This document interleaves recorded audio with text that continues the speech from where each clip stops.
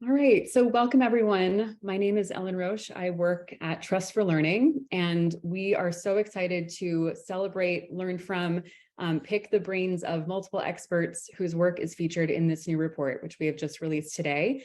We've called it Seeding Equitable Educator Development, and it's built to highlight and synthesize learnings and recommendations from 9 partners around the country who worked in various ways to support anti-racist, inclusive, educator pathways in early childhood. So I just want to give a little bit of additional kind of context.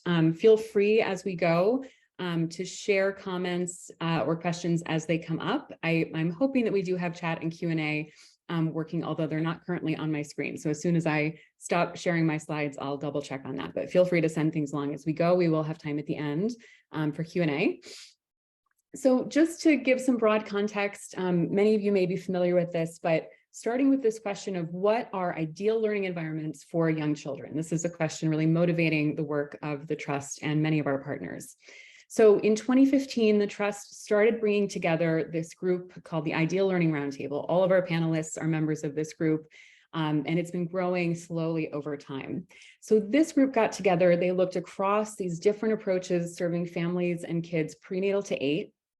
And despite looking really different, different programs in, home visiting or Head Start or pre-K or elementary school, these experts found these 9 shared principles of what we now call ideal learning environments.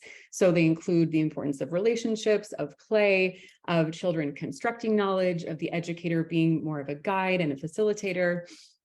But the first principle, the foundational principle, is this commitment to equity, racial equity, cultural, linguistic, ability equity.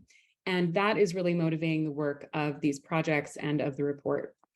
So to give you a sense of where these came from, in 2020, Trust for Learning is a philanthropic partnership, and we developed a special kind of set-aside fund to support projects that we invited that worked on any one of these goals. So reducing barriers for educators who are experiencing socioeconomic hardship, educators of color, in these really high quality models of educator development. So models aligned with the principles of ideal learning. How do we reduce those barriers? How do we make these really high quality educator pathways more accessible to more educators?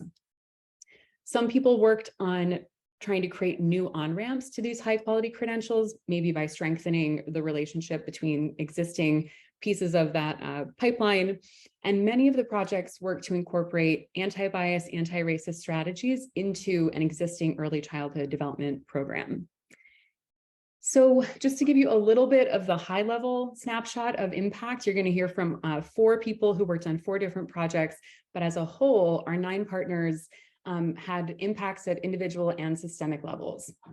On the individual side, we know at least 50 individual educators were supported through scholarships at various points in the pipeline, beginning in high school, and that seed funds also supported coaching and PD for at least 100 educators. So we really wanted in the portfolio to make sure that we were attempting to support projects working on anti-racism and inclusion at multiple levels, so individual and systemic. On the systemic side, a number of partners revised large-scale educator development programs, which we estimate will impact more than 40,000 educators per year moving forward, which is incredible. We're going to hear from several folks who worked on that kind of project today. We know that they supported educators in 18 states during the grant period and will support educators across the country in the future. And in one case, excuse me, I'm getting over a cold, not COVID. In one case, we know that the funds help to make an existing program more affordable and accessible. So actually reducing costs per educator. So with that context, I am going to soon turn off my camera, turn it over to this incredible powerhouse of panelists that we have invited. Thank you to them. And I will introduce Soyoung Park from Bank Street, who is going to facilitate us through a conversation thinking about what were these projects? What did folks learn? What are some of the impacts that we're seeing? And really importantly, what is next? What is needed now? So Soyoung, thank you. I will hand over to you. Great. Thanks so much, Ellen. As Ellen mentioned, my name is Soyoung Park, and I'm on faculty at Bank Street College of Education. And I feel really excited to be here with you all today to learn from this incredible group of panelists about the amazing work they've been doing with the seed funds.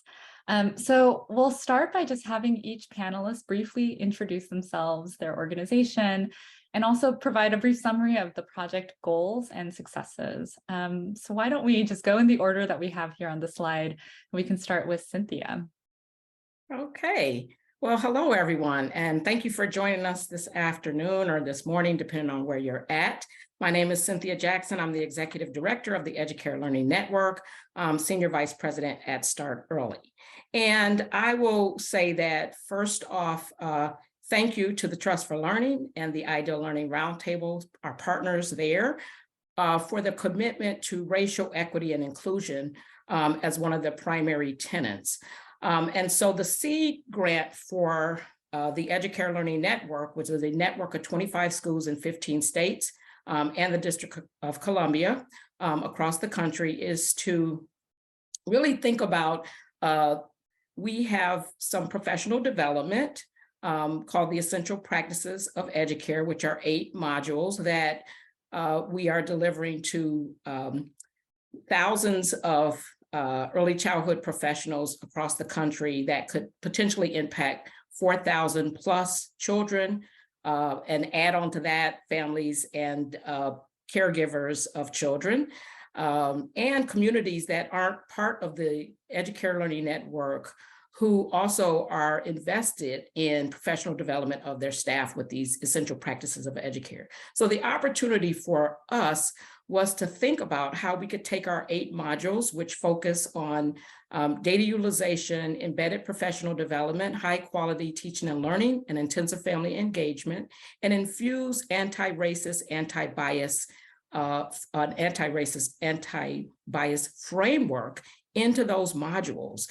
And if we could do that, kind of our theory of action or change here is that we would be able to model and prepare our early childhood professionals and staff to understand, engage, and embed the tenets of anti-racist, anti-bias, and DEIB into their work via these essential practices of Educare. And if we were able to do that, then we could ensure that the professional development facilitators and staff at the Educare schools and others could change their mindsets, behaviors, and ways of being appropriately towards high quality, equity-centered early childhood care and learning, and that members of the early childhood workforce will be more equipped to interrupt bias, racism, and oppression systems in their classrooms, schools, and communities. So thank you for inviting me today. Thank you so much, Cynthia. I'll turn it now to Chantel. Hi, good morning in the West Coast where I am, and afternoon in the East. It's great to be here with you all and with my colleagues and friends on the line. I'm Chantel Meek. I am a professor of practice at Arizona State University, and I'm the founding executive director of the Children's Equity Project, which is a center that's focused exclusively on advancing equity within systems through policy, through budgets, through practice and training and technical assistance.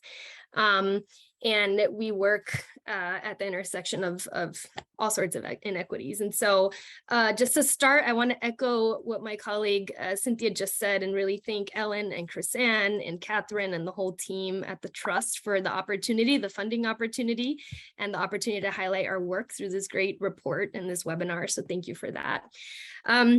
So our project, just to kind of follow suit and give a really quick high-level summary before we dig in further throughout the panel, was to partner with the Council for Professional Recognition and the amazing folks over there who have been thinking about equity for decades and decades, and really do kind of a critical analysis of the curriculum as well as the competencies of the CDA, and embed equity concretely across both of those different pieces, so that we can really influence and enhance the professional preparation of what is the entry-level credential of the field. So I'm excited to be here with you all today. I will stop there and hand it back to Soyoung.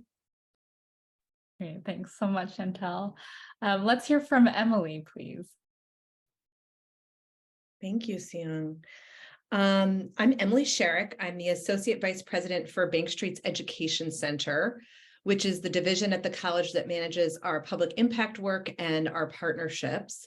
I oversee our policy to practice portfolio that includes our Learning Starts at Birth initiative, which was launched in early 2020 to focus on strengthening investments in the early childhood workforce with a real focus on birth to 3.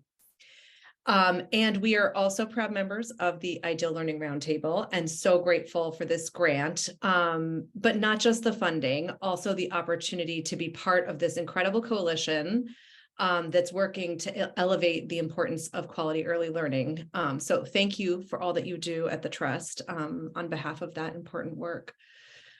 This grant was really impactful for us in multiple ways. It enabled us to start by designing and codifying Bank Street's approach to coaching through a framework that we recently released that really defines what we think of as quality adult development through coaching practice, and to launch a partnership with the Louisiana Department of Education that was focused on using that framework as an anchor to train coaches and coach supervisors.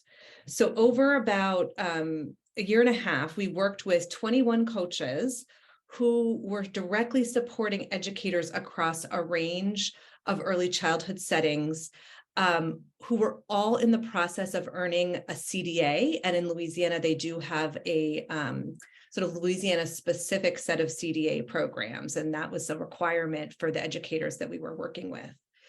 We offered 10 professional learning sessions for all of the coaches, as well as connected support for the coach supervisors, and also built their capacity towards the end of the engagement to facilitate professional learning communities with the coaches they supported as part of the time that they had together with their coaches. And by pairing the coaching, the professional learning, the work in the CDA, and developing those professional learning communities, we think we created a formula that will allow those educators to bridge practice and learning and really go deeper in grappling together and individually with the complex problems that surface in real time every day in classrooms and in interactions between adults and very young children. And then finally, we also had an opportunity through this to offer some recommendations to the department around how to further support and scale coaching. That was originally how they came to us, was to sort of think about how they made the best use of the investment that they did around having coaches for these educators. And ultimately, those recommendations were about how to create a really sustainable role for coaches that protects their time for instructional support. We all know the realities of all the complexities of what educators manage, and the same happens for everyone in the system, and really working with them to think about how to protect that time for reflective practice. Amazing. Thanks so much, Emily. And last but certainly not least, Teresa, can you please introduce yourself, your organization, and your project? Good afternoon, coming in from Texas. Thank you for having me here today. I'll echo the sentiments of gratitude for being in community with these wonderfully powerful women and organizations. And also want to say thank you to Trust for Learning for the support. I am Teresa Granillo, the CEO at AVANCE. We are an early childhood organization that really focuses on a 2-gen model of supporting parents and children in their journey through early childhood education and economic mobility. We operate largely in Texas, so the work that we were able to do in community with the Trust for Learning through the Seed Grant is to support our early childhood educators in Texas, in a particular community that is rural. It's on the Texas-Mexico border. We operate early Head Start across the state of Texas, but the area that we were seeing a great need in was in this rural community where the teachers or early childhood educators don't always have access to pursue their continuing education in early childhood development. And as some of you know who operate Head Start, Early Head Start, it is a goal for the organization to be able to support their educators to have bachelor's degrees in particular, and supporting that high quality early childhood education. And in some of the areas that we serve, they don't have a grocery store, much less an institution of higher ed, to be able to go get their CDA, their associates, or their bachelor's in early childhood. So we partnered with Trust for Learning to actually provide direct access to our educators to be able to continue their education and bring that high quality early childhood education back into the community.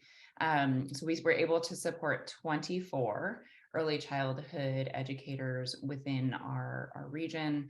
And some of them, actually, we had one actually complete their bachelor's degree in early childhood education. And I'm so excited to say that not only did she complete that degree, but through the process, she has now been promoted, and actually, to what Emily was just speaking of, she is now an education coach supporting other educators with their teaching and learning in the classroom. So we're very excited, and thanks Seed for that. We've had 4 complete their associate's degrees in child development, and we have many who are still currently in process of completing their degree program.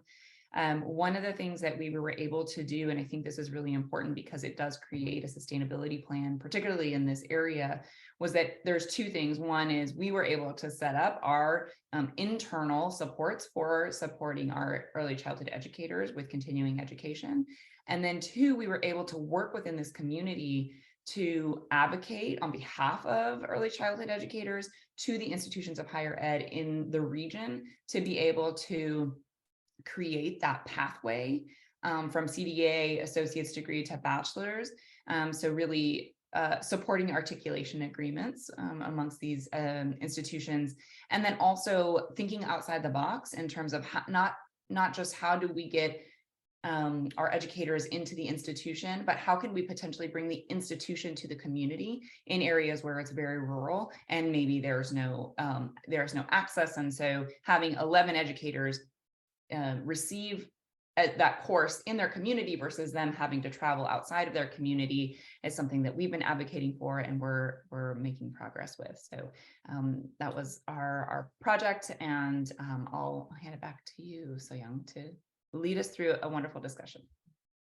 Thank you so much, Teresa.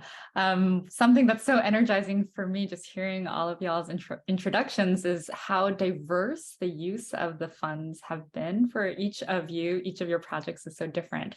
So I'm really excited to dig in a bit deeper. So some of those projects supported individual educators and focused on building stronger and more inclusive pathways, as we just heard about. And then others focused on changing entire training programs to focus on anti-bias and anti-racism. So we're going to dig into both of these goals separately, and we'll start with Teresa and Emily. Your projects had multiple components, but you were both able to support educators directly through 2 different models. Can you each share more about the barriers educators face that you worked to address? Teresa, you kind of spoke about this already, but if you could elaborate, we'll start with you. Yeah, absolutely. So I can share just a little bit more. I mean, as I mentioned, some of the communities that we serve in, they are very rural, and but it's not just that. So there's a couple other elements in terms of, it's access to the educational pathway or opportunity. It's time, right? And if these educators are in the classroom currently, how do we find coverage for them, right? Access to a substitute pool, whatever it may be, to be able to continue their education and bring that back into the classroom and maintain their job and provide high quality, early learning. And then it was money, it was direct resource for that. So those are the 3 things that we were hearing from our educators as to why they weren't able to go back and pursue their education. And so with the seed funds, we were able to increase access, find that time and coverage, and make sure that they were able to keep their job, and then provide the financial resources. I would say the one other thing that we still haven't been able to find a solution for is the need for a CDA program, the Child Development Certification program that is delivered in Spanish. Again, we serve in a very rural community on the Texas-Mexico border, and one of our program goals is around supporting dual language learners. And it's critical when you're supporting dual language learners that you have people who are, who speak the native language that's shared by the children and families in that community. And so we love that it is something that we very much value in our education and in our programs, is having Spanish speaking staff and educators. And sometimes when they're starting out, they still need the education that's being delivered in their native and heart language. And so that's something that we're really working towards, trying to identify supports for CDA programs in Spanish. How about you, Emily? What were some things you noticed? Well, I would say at the end of the day, coaches really valued and appreciated the opportunity to reflect and hear each other's perspective on their problems of practice. And that sounds very simple, but I think Teresa mentioned this too. One of the key barriers that educators face, especially in like full day early childhood programs, is a lack of time, and a lack of time to step back and reflect, which is focused, dedicated time.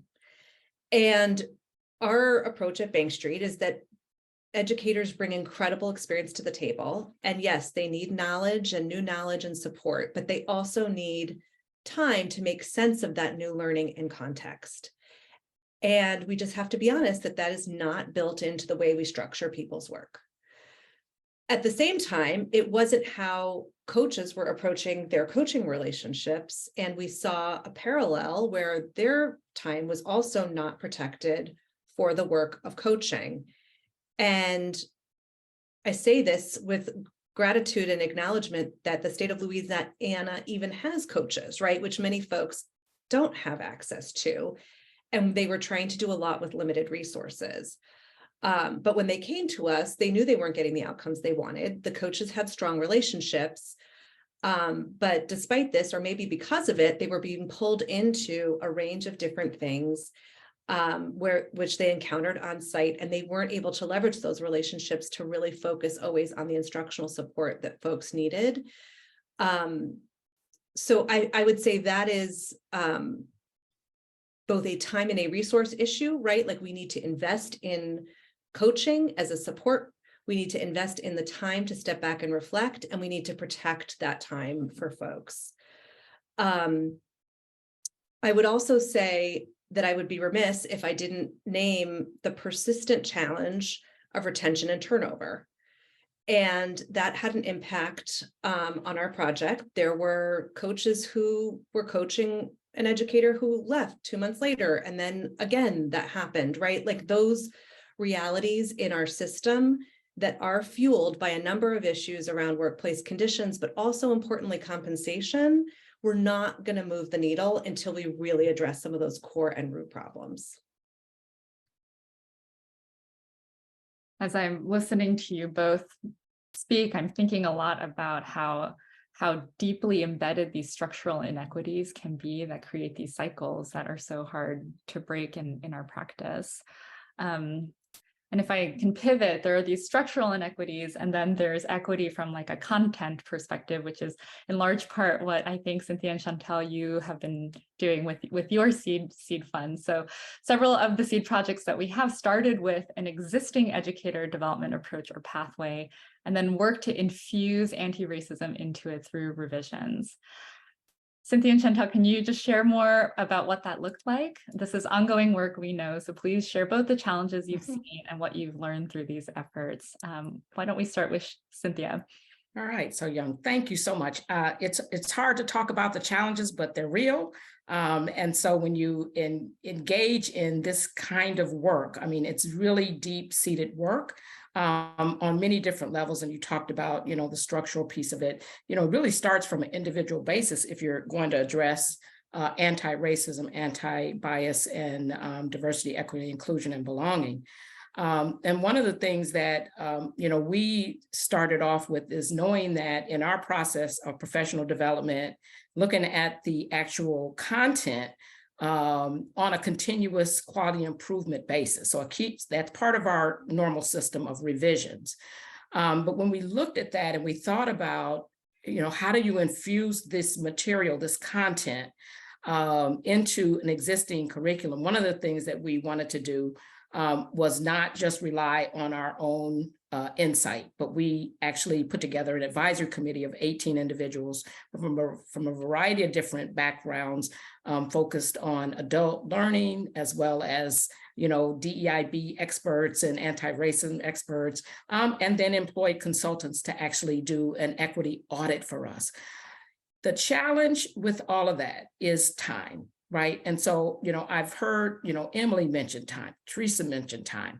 Time is huge because this is not just throwing information or content into professional development modules and content. It's really unpacking your own individual personal understanding of these concepts, and then putting them into the content that would make sense. So time was a challenge, and we still have not completed our time to actually get all of this information infused into our curriculum. And you'll see when you read the report, there was 245 total recommendations. Some of them were repetitive to infuse this content into our modules. But think about that, 245 different recommendations. It's going to take time. It's going to take instructional design. It's going to take, subject matter experts to do this.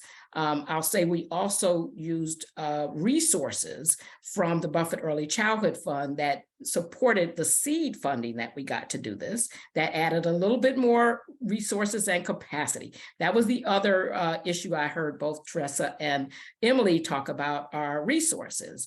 And so you've got to invest the time, you have to invest the resources, and then you have to have what I would call stick to it, kind of desire to ensure that it happens and not give up because you've run out of resources, or you don't have the capacity to actually complete the work. You have to stay the course. And it might take longer than what you initially anticipated, but the time is very worthwhile to invest in this, because not only are you changing the hearts and the minds, the behaviors, and the mindsets, I think I said that before, of the staff and the facilitators doing this, you have the potential to impact families and your communities overall, and have a greater impact once you are complete this process. The other thing that I would just like to highlight for this conversation and for everybody else, I mentioned these 8 modules of professional development that we have developed, essential practices of Educare.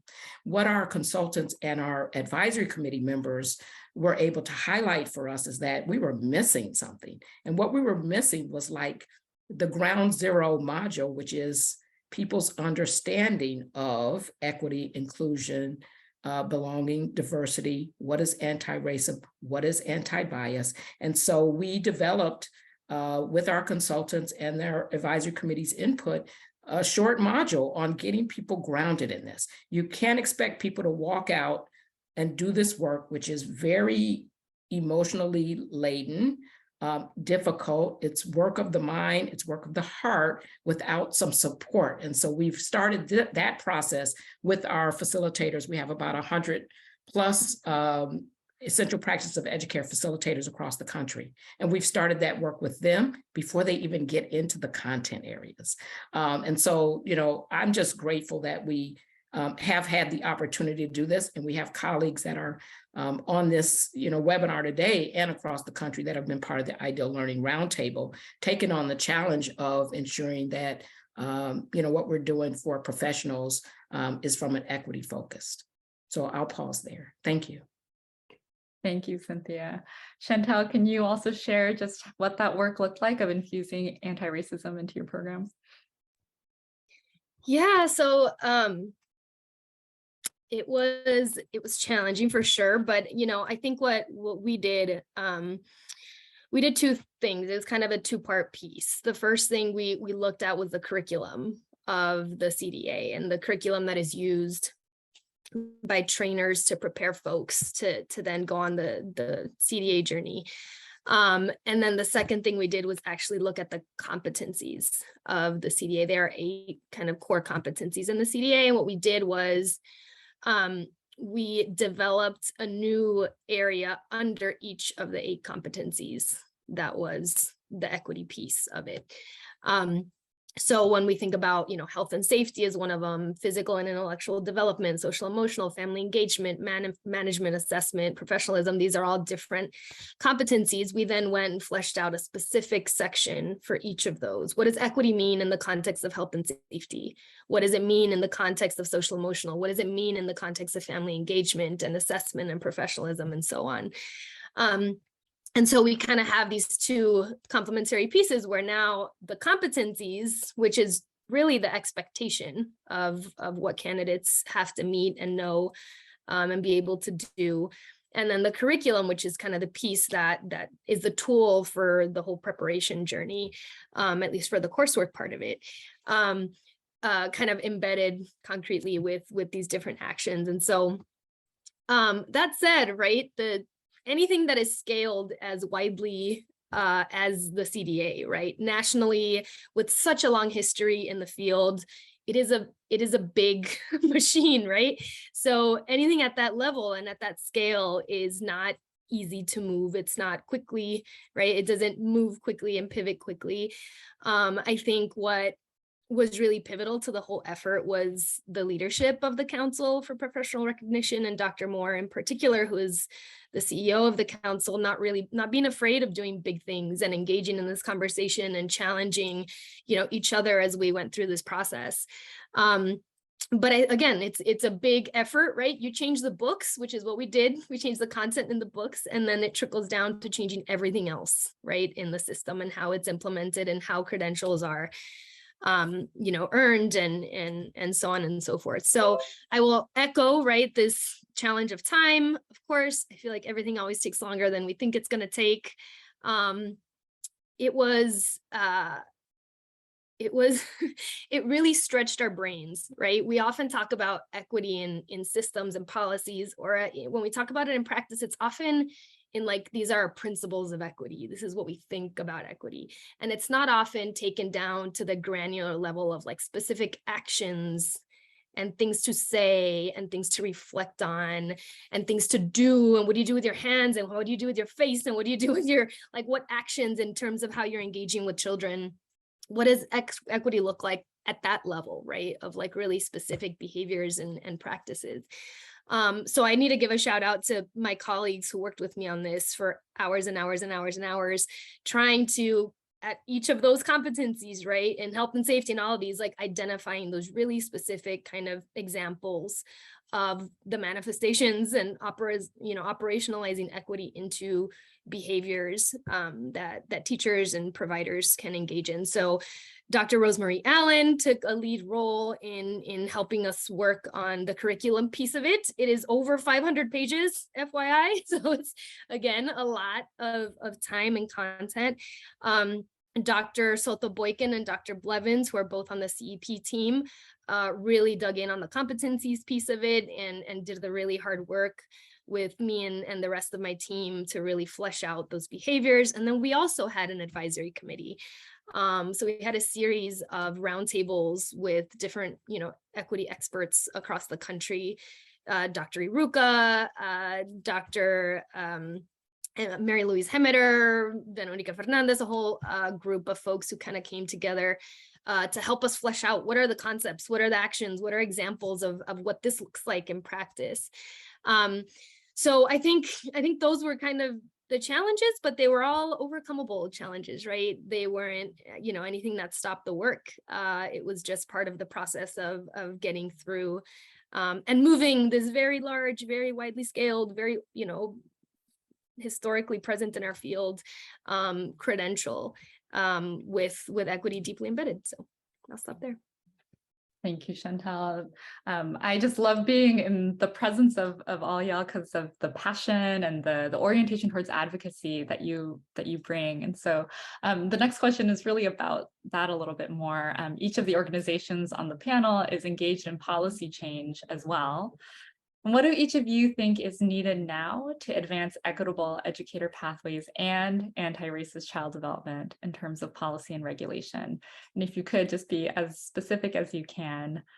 Whoever would like to start, we can go there.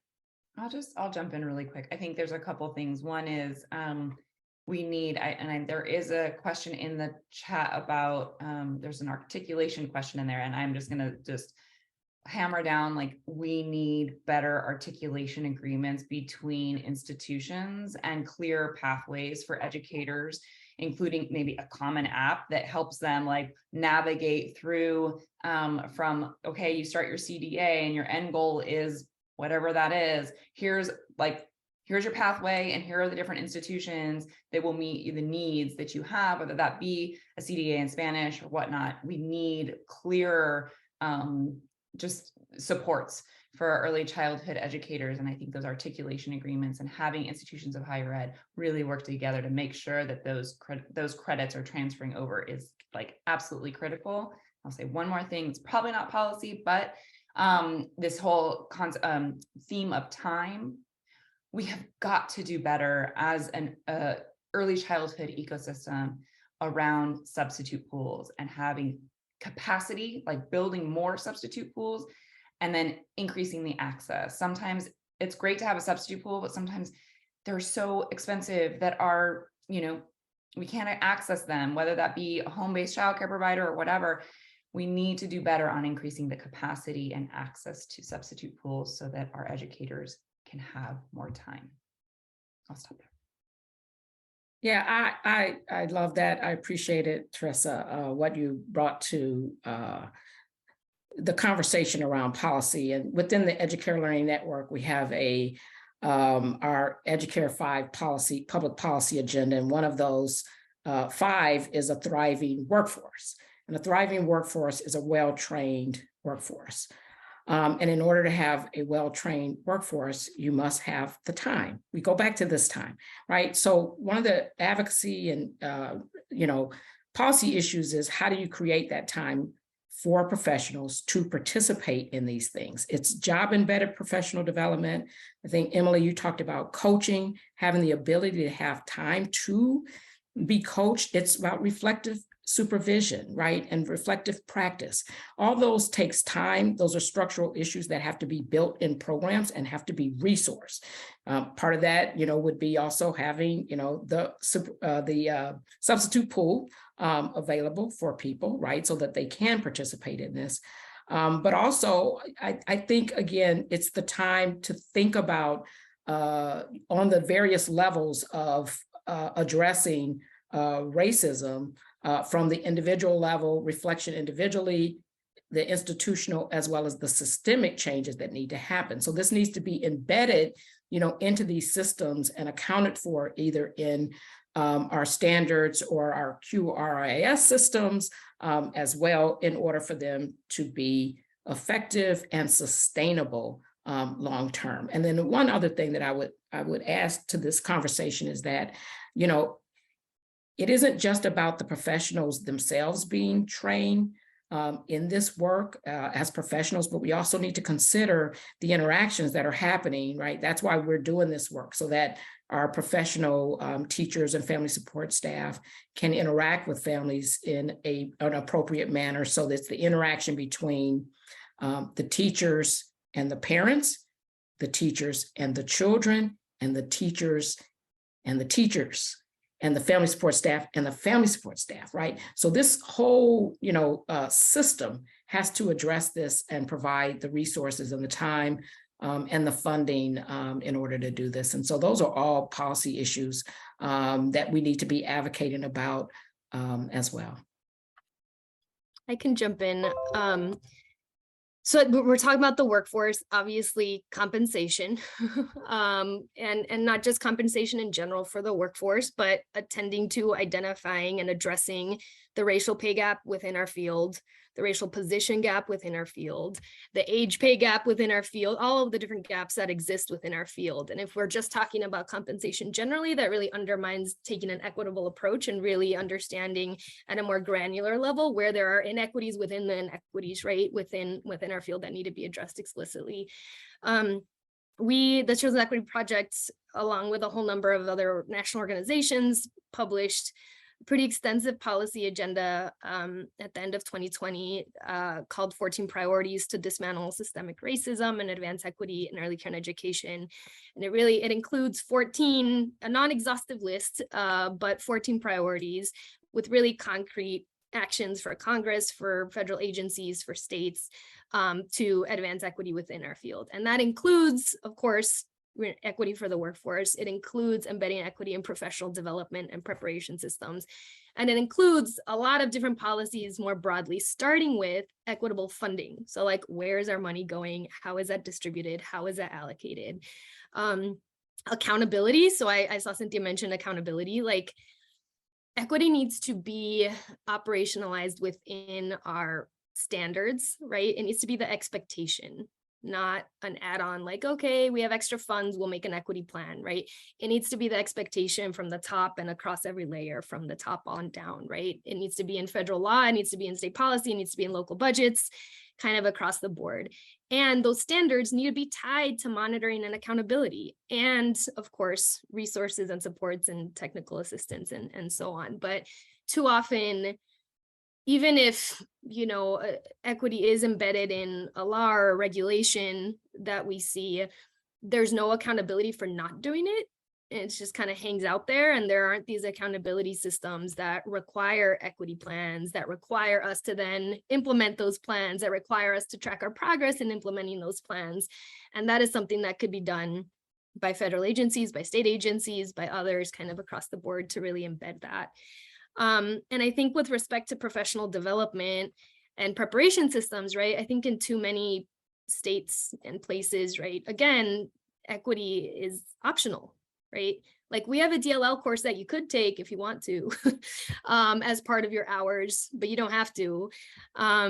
It's not part of the core requirements in too many places, right? And that needs to change, right? Everybody needs to understand racism and what it looks like in the classroom. Everybody needs to understand how to promote dual language learning. Everybody needs to understand how to fully include kids with disabilities in their programs, right? That's not something that we could choose or not choose or whatever if we want to, right? It needs to be part of that entry-level credential per project. AA degrees, BA degrees, advanced degrees, and part of in-service professional development, right?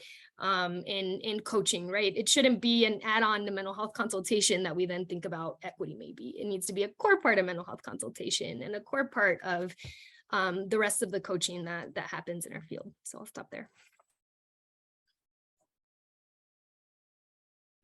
I so appreciate, Cynthia, sorry, no, I'm beeping here. I so appreciate what you named earlier around thinking about systems, not just the educators. I think so often when we ask questions like this, we come up with a laundry list of things that teachers, educators need to do differently and how to train them to do it. And we have to be honest about the ways in which we're not creating the kinds of conditions that support the outcomes we want. I know I said this earlier, and Chantel, you mentioned it too, but again, we just need to think about the importance of compensation. It will force catalytic change on so many levels. It's essential, and change is not going to happen without it. At the same time, we have to acknowledge that Black female educators working full-time in settings that serve children 0 to 5 make less than their white counterparts. And so as we advance those changes, we need to think clearly and carefully about how to not repeat and exacerbate those disparities. Connected to that, in terms of professional development and pathways and those questions that we started with, we have to provide funding and access for the incumbent workforce. The focus right now is so much on, worker shortages and how do we get more people in the field, and that's critical and essential, but especially as we roll out new credential programs. Teresa, you talked about the move to increasingly focus on BAs, not just CDAs, et cetera. We have to think about how to make those pathways accessible, They cannot be the same old programs that have always existed because they are not attractive or geared towards the incumbent workforce. We have to retain the talent that we have and be honest about the fact that those that our current talent, in many places reflects the children and families they serve is incredibly important to retain. So we have to be careful and think about the unintended consequences of some of those moves to professionalize the field and the impact that that could have. And the last piece is maybe a slightly, different take on this question about assessment. I worry about the introduction of rigid assessments, evaluations, and curricular approaches that don't encourage and leave room for educators to make choices. I don't want to introduce more surveillance tools for teachers. I think we have to train and trust people. And through our training, we have to elevate culturally responsive approaches. They have to be ever present in our preparation and certification programs and help educators examine the impact of identity and culture. So I think as we think about accountability, it's important to think about systems accountability, but I want to be careful about, again, over surveillance on the educators themselves. I don't think that's going to get us where we want to go. Thank you all. There's Jocelyn here in the Q&A put, wow, we've been talking about this in the field for over 20 years. Now that we're in crisis mode, maybe the powers that be will listen. And I'm not sure which comment Jocelyn said that in response to, but I feel like it's so relevant for everything that you all shared. I've got one more question and then we'll open up for Q&A. So folks in the audience, please feel free to add to the Q&A any questions you have for our panelists. I also see that our chat is now finally up and running. So if you have comments there in the chat, you can throw those in as well. But last question from me. Trust for Learning supported these efforts with philanthropic funding, and many other funders around the country are learning how to best support anti-racism in early childhood. For the philanthropic funders listening in, what do each of you think needs urgent investment in the next year? Realizing there are probably many, many items that you can think of, what are the ones that are top on your list? And again, I'll open it up for anyone to start.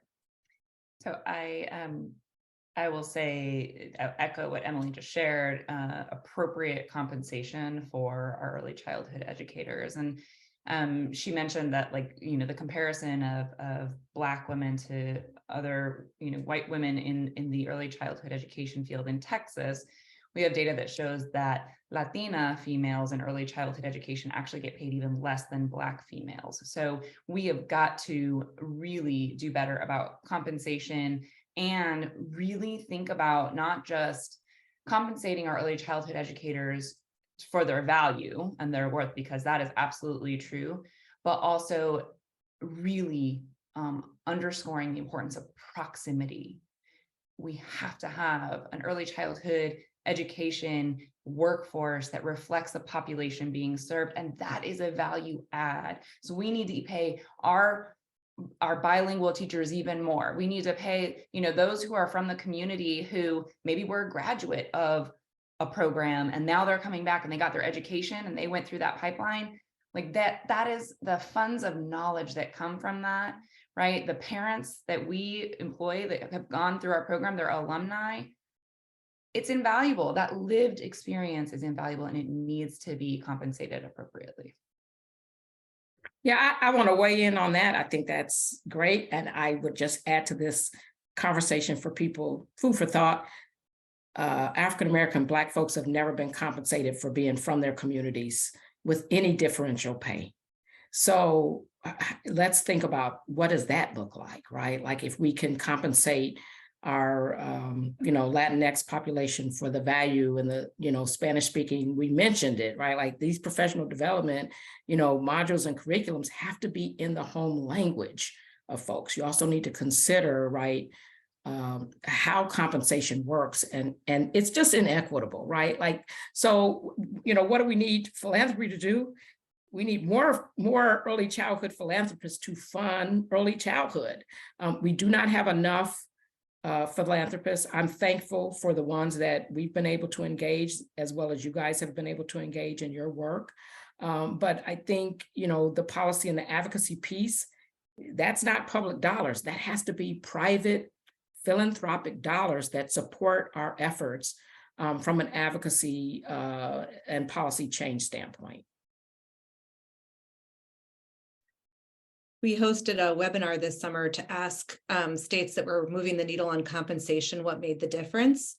And the folks in DC talked about the role that philanthropy played to support the advocacy efforts, to support the community conversations that were also necessary to figure out how to structure those compensation shifts. It's not simple in a mixed delivery system. Absolutely. Philanthropy can also help fund the necessary studies to figure out those right local mechanisms to fund and structure it.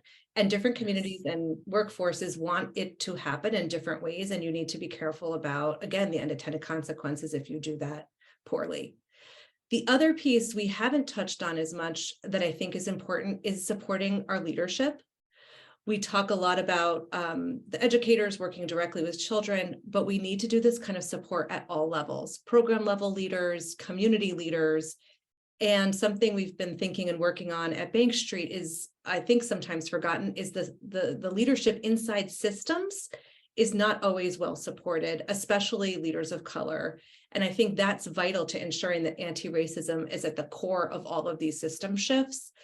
And many BIPOC professionals have been excluded from those policy leadership positions, and we need to figure out how to support those pipelines, support folks' growth. We recently launched a policy fellowship that builds upon the strengths of leaders and provides this kind of professional reflection learning space I talked about for the coaching that we did in Louisiana for early childhood systems leaders at all different state, local levels. And I think we need to give space for the folks that are in a position of power and influence to make these complex shifts. We need to give them that kind of support, reflective practice opportunities, and also capacity building. That is not a place we've invested in. There aren't degree programs focused on that. And I think fellowships and investments like that to immediately support those folks is another critical role that philanthropy could play. I would add, it's hard to pick one or two or the top, right? I would go back to our 14 priorities report, and there are really specific kind of recommendations and concepts in there to operationalize equity in policy. I think policy is where it's at. I think November, might change, to affect the strategy one way or another. But I think I want to build a little bit on Cynthia's comment on what does like reparative funding look like for our field? What does equitable funding actually look like? And, in our 14 priorities report, the very first one is equitable funding. And we talk about equitable funding where more money goes to the communities who have been historically and continue to be marginalized and excluded from these systems. But beyond that, like, what does it actually look like? What's the formula? What are the strategies? What is the approach at the state level or at the federal level? Like really understanding how we actually implement equitable funding to not just equitable for today, but taking into account history, right? For Black communities in particular, Indigenous communities, other communities of color. I think we need to better understand that so that we can then get, start building a, body of work within our field. Of course, there's a lot of work on reparations, more broadly across the country, and many scholars working on that. But what does it look like in early childhood? What does equitable funding look like in early childhood? And at a really granular level, I think is a really important piece that I think foundations are uniquely kind of equipped to support. Thank you all so much for that perspective. I'm seeing questions come in and sorry, go ahead, Cynthia. Yes. Yeah, no, you go to the questions, but I want to just add to this conversation, and Chantel, I can't remember in the 14, on your 14 recommendations and your 14 priorities, if it speaks to our family engagement, family specialists, family advocates, whatever you guys want to call them, and I don't mean you guys in particular, whatever we are calling them, we're forgetting them. There's so much talk about teacher compensation, but who brings families into our programs, into our services? They're the family specialists. We're not talking about increasing their compensation, right? Or their professional development, but they are essential workers as well in the early childhood field. So I would like us to not forget about them, and to begin these conversations about what we're going to do with them. They're living on the fringe with their salaries as well. And so I think it is so important. I have a special, I think, place in my professional career for our families and our parents and our staff, that again, they're responsible for recruitment of families. And really, they're the first people that, you know, our community members see oftentimes before they even hit, you know, into the home for the family provider or into the center-based programming. And I want to add, so yes, number 12 is families. Okay, number 12, great. They're in no particular order except for funding. Sure. But the other thing I would add, I feel like maybe we shouldn't have to say this, similar to families, but the children's experiences too, right? Like the workforce has been front and center, rightfully so, because for so long, for all of history, right, they haven't been. It's been a marginalized group and profession and group of people, and there are very clear historical reasons for that that are documented in great reports that have been published lately on the history of childcare. But really thinking about children's experiences too, because they are experiencing racism, you know, oftentimes Absolutely. by teachers and providers and administrators and other people in the classroom, right? They aren't, you know, Black children aren't getting praised as much as white children. And dual language learners are kind of lost because their home you know, instruction's all in English, and kids with disabilities are kind of like, there are all these inequities that are happening within the classroom, and really ensuring that we're including the child's experiences as part, right, of this whole package of motivation, just clearly and explicitly, I think is another really important just thing to you know, put out there explicitly as we're talking about all these issues. Yeah, And I would, oh, go ahead, one more Teresa. thing, sorry, Cynthia, is that we, in addition to what Cynthia said around focusing also on the family specialists, we also need to think about our ECIs, our early childhood intervention community that are not necessarily educators, but and really supporting them with this anti-racist, anti-bias kind of supports. We just had a study done with AVANCE, and unfortunately, even though the data for the research shows this for many, many years, that for dual language learners, that speaking English and forcing them to speak English early is not the best option. We still have early childhood interventionists who are working with our families, giving that instruction to parents. And it's a really big challenge, right? And so I think that we need to broaden, like Cynthia said, we need to broaden not just family specialists, but also our interventionists. This is an ecosystem type of movement that needs to happen. So just wanted to add So where I was going, thank you for that, is thinking about now we've covered the teacher, now we've talked about the family specialist, now we've talked about the impact on our children, we've talked about our early interventionists, and then we need to talk about our parents as well, and what is their experience. And so if we're providing all this professional development to our community, early childhood community, we also should be providing a space for our parents also to understand this. They're feeling it. They are on the receiving end of racism and bias. And sometimes they don't have the language or the words for it necessarily, but they are constantly being confronted with microaggressions from staff, right? It's just because it's embedded in us, right? We're socialized to have these biases. And so where do we, you know, bring in opportunities for our families and our parents also to receive professional development of their own, to understand this and how they can help support their children and their communities, and partner with you know, our early childhood professionals and our community, so that we can really address racism comprehensively. I think this all makes so much sense. And one thing it's making me think of is how much the narrative has focused on the economic benefits of early childhood. And I think that's such a dangerous narrative for so many reasons. I think it gets away from the importance of quality early learning experiences for children and families. And I think it feeds into a set of racist assumptions about who should be home with their kids and who shouldn't. I think we have to be very careful. I think there's been very deliberate attempts, well-intentioned attempts by the advocacy community to grab on to the urgency that we can create in a post-pandemic world around the economy and therefore get funding for early childhood. And I'm really worried about the long-term impacts of that narrative. I want to pose this question that Elizabeth put in the chat. We're all energized by this idea of equity, but maybe not everybody in our world is on the same page per se, especially in our current era. So there's a movement among a segment of our society to shut down equity work in education. How do we mitigate the efforts being made to shut this work down?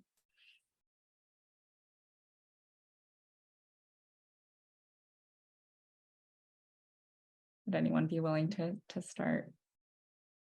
I don't know the answer to that. That is a very hard question. There are other people who would probably answer this better.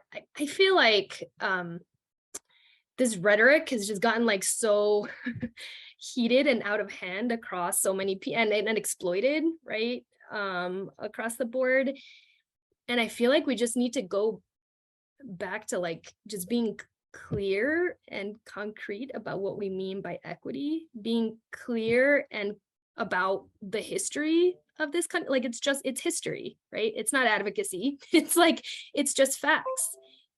Being clear about the facts that there are still inequities today. Again, those are numbers. Like we have the dollar amounts and we have public policies and like there are objective truths here about how dollars are allocated, right? We know there are still disparities in outcomes, right? And we can link those back to bias in the classroom or access to early ed in general, or all of the many things that have been discussed here today.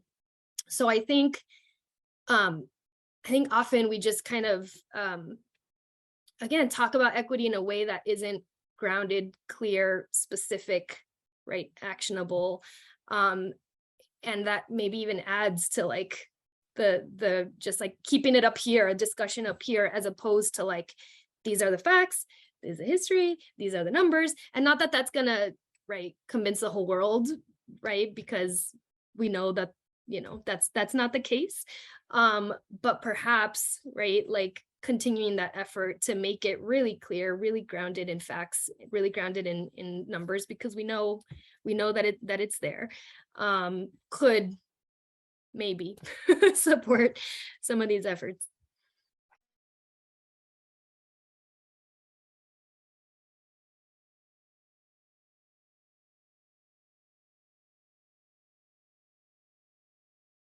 Thank you, Chantal, for taking that question. Another question here that I think, Chantal, you sent a response to Amber already, but I wanted to pose it to others as well to see if you wanted to weigh in. How do you see the work that you're doing of reimagining, reimagining how we define, how do you see the work that you're doing with the seed funds, reimagining how we define quality of learning, family engagement, et cetera? All those things that we talked about at the very beginning when Ellen was looping us in. How do you see it reimagining how we define quality?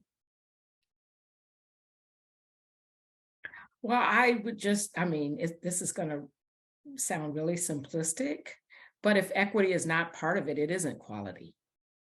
And that goes to then a couple of things that the field has struggled with. One, Chantal, you just talked about equity. Let's define, what are we talking about here, right? So that people cannot sidestep that issue by saying, I don't know what you're talking about, or there's no such thing. So that's one piece for me. And I think I lost my other train of thought where I was going with this, but it was equity and it was, something else. And it'll come back. So I'll pause for a second. Well, I think in a concrete way, this grant enabled us to define what we think of as quality coaching in the framework that we published. So I'll go ahead and put that in the chat in a moment if folks want to look at that. And that includes so many things. So I think it's hard to sort of summarize, but I do think creating space for educators to bring their experience and voice and make sense of problems. I mean, we very much want to build that habit of observation, reflection, making sense of things, and feeling empowered to make a choice in a moment. You cannot script every situation for every educator, every coach, every leader. And I think sometimes our default is to do that for folks through things like scripted curriculum, which I mentioned earlier, especially as we're facing, the need to bring educators in very quickly without sufficient preparation. And I think our push is really to empower educators and provide that support and that confidence for them to be able to make those choices in a split second that they need to throughout their day. So you helped me think about what the two things that I was going to mention. One was equity and the definition of that. We also struggle as a field with the definition of quality and what is that? And quality looks different, feels different, is different in different communities and different settings. There are some things that run, across the board, right? It's a thread, it's a tapestry, but there are some other things that we would call quality approaches that would happen in a variety of different communities that our dominant culture doesn't see as quality. That gets back to the assessment tools that are normed on our white, predominantly white populations. And so now we need more assessments that are sensitive to the variety of cultures and communities that we are actually engaged in from an early childhood standpoint. So equity, quality, we're confused, or we're not clear, or we're not in agreement as a field on that terminology. Yes, I so agree with that, Cynthia. Thank you for adding that in. And thank you also, Chantel and Emily, for throwing in a couple of resources in the chat. Panelists, just if there are any other resources, please feel free to put those in. I'm going to close this with a very, very practice-oriented question here from Pamela that came in early in our conversation. She writes, in my county, we have successfully built a national credentialing program. More than 50% of our students prefer to enter the Spanish-speaking infant, toddler, preschool, and family childcare cohorts. The program articulates into 9 credits at our local college.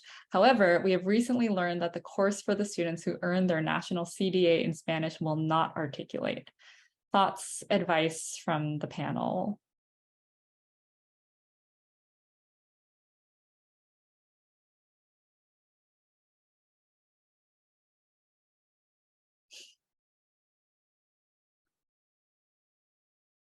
I'm seeing a couple of shaking heads.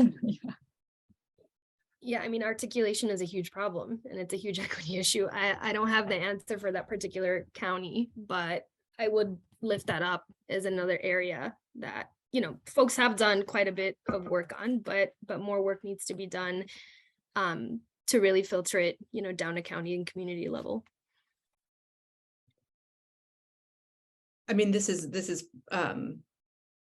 perhaps a shocking response, but I think it's not in every community that the programs are available in other languages. And I think that's a starting point for many places, is to make sure that there's real access to the existing programs. And yes, articulation is a huge issue. Many don't even have, many community colleges aren't even accepting the CDA, right? So we really need to think about this in terms of like a systemic approach. I think it's a significant problem.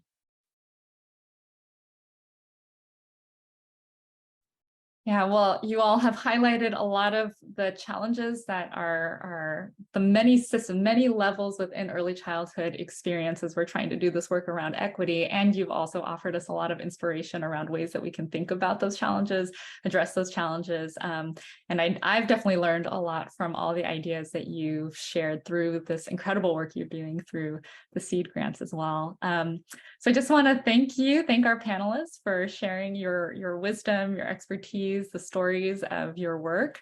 Thank you to the audience who was incredibly engaged, especially once we got that chat up and going. Thank you for all the comments here. And I'm loving this catchphrase that Jocelyn has coined for us, show me the equity, as something for us to leave with today.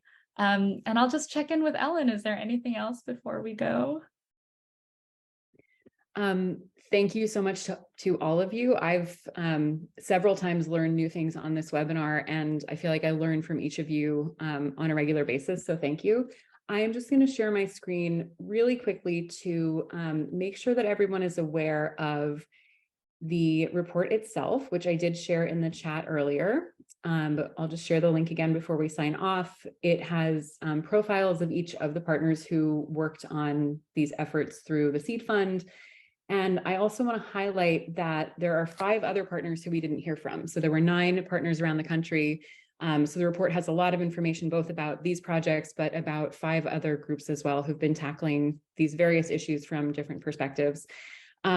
Yeah, and just otherwise really encourage folks to stay in touch, stay in the loop, and to reach out certainly to us at the Trust if we can help facilitate conversation or cross-pollination. Yeah, so thank you. Soyoung or anyone else, any other final words? Thank you, Ellen, and everyone at the Trust for all that you do. Yeah, it's great to see you all. Okay, well, thanks so much to everybody in attendance. Soyoung, thank you for facilitating us, and hopefully see you all soon. Thank you. Have a great day. Bye all. Thank you.